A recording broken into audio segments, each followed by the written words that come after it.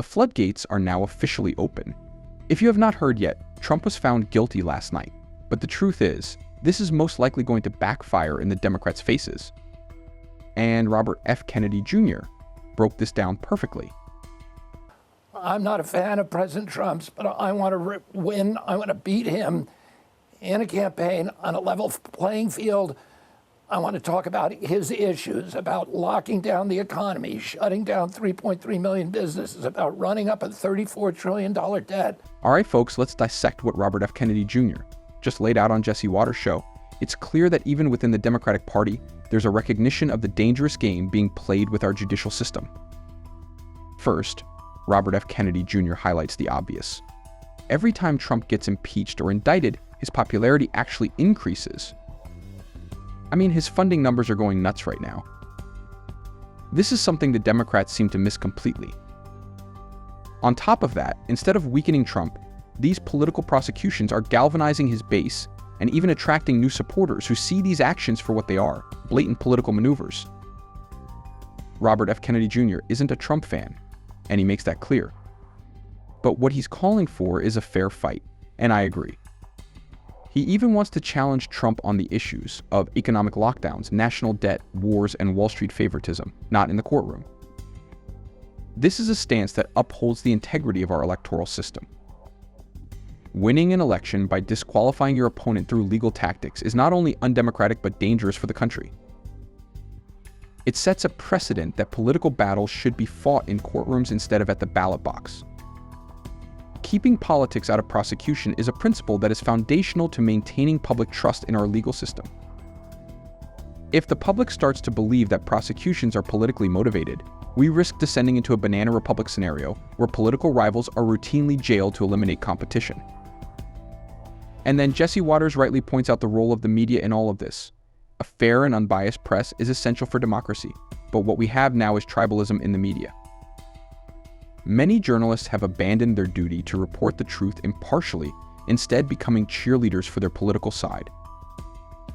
This lack of accountability in the court of public opinion allows these political stunts to go unchecked.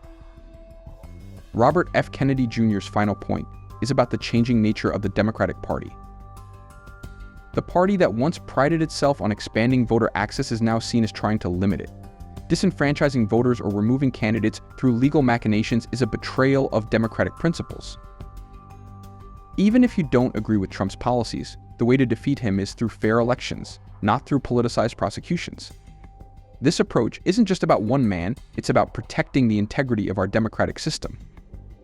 And Megyn Kelly made some really good points. This is ridiculous. What a sad day.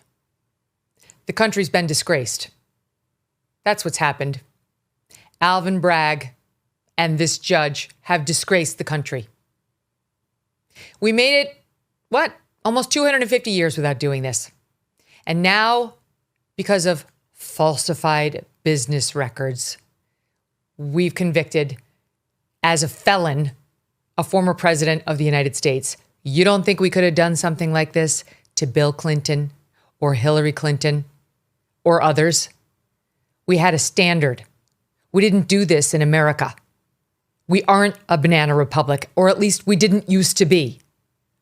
And don't forget what's happened in this Trump case, in which he's now been found guilty of all 34 counts against him, which was overcharged to begin with. It shouldn't have been a case at all. And once charged, it should have been one count. What we're seeing here is an unprecedented and alarming shift in how we handle political disputes in America. First off, Megyn Kelly is absolutely right. For nearly 250 years, America has prided itself on its adherence to the rule of law and the fair administration of justice. We didn't engage in the political persecution of former presidents. Let's talk about the specifics here. Alvin Bragg and the judge in this case have indeed set a dangerous precedent by convicting a former president on charges related to falsified business records. This is something that, as pointed out, could easily have been done to other political figures like Bill or Hillary Clinton if we had chosen to go down this path earlier. But we didn't, because we understood the long-term damage such actions could cause to our democracy. Now, this leads me to my big question is, and that is, since the Democrats opened the floodgates, which Democrats are going to jail now? What just happened today is a line we can't uncross. And these Democrats will rue the day they decided to use lawfare to stop a presidential candidate. I'm not talking about violence. I'm talking about tit for tat. You just wait, and it won't be Hunter Biden the next time. It's going to be Joe Biden. It could potentially still be Barack Obama. It could still potentially be Hillary Clinton. We're going to have to look at what the statutes of limitations are on the various crimes they surely committed. We're going to have to look at passing laws to revive those dead crimes, felonies or misdemeanors, so that those cases can be brought out of time. That's what may be in the interests of justice, just like they did for E. Jean Carroll, with a New York State law that was passed so that she could sue him. That's what happened. Turnabout is fair play. And John Yoo, an amazing lawyer who worked in the Bush administration, Department of Justice, has a great piece out today talking about how that's the only way they'll learn. The only way to save the republic now is to give them a taste of their own medicine. That's it. That's it. They tasted blood today. They're the wolves with the bloody piece of meat in their mouths. That doesn't stop the wolf from coming back for more. The only thing that will stop him is if he loses a limb of his own. And I'm sorry, but the Democrats started this game in the same way the Republicans upped the ante when it came to, for example, the filibuster fight. It really feels like a line has been crossed and there is no going back. This can't be just undone. The tit-for-tat strategy mentioned here is about giving the Democrats a taste of their own medicine.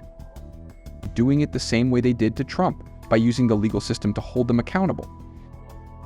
And who knows who will be next? Joe Biden, Barack Obama, even Hillary Clinton. Megyn made another great point. Like, we have seen this already backfire on the Democrats with the filibuster.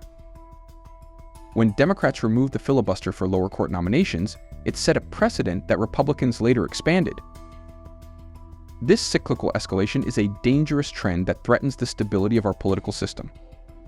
Republicans need to use every tool at their disposal to fight back against perceived injustices. But what does this mean for the average American? It means more division, more polarization, and a political environment where the focus is on destroying the opponent rather than solving the nation's problems, which is really just sad overall. So, what can we do? We need to advocate for a return to civility and focus on the issues that matter to everyday Americans. Let's hold our leaders accountable, not through vindictive legal battles, but by demanding they work for the common good. We need to remind our politicians that their duty is to the people, not to their party or personal vendettas. Thanks for watching. Now make sure to subscribe, hit the notification bell, and like this video for more. See you in the next one.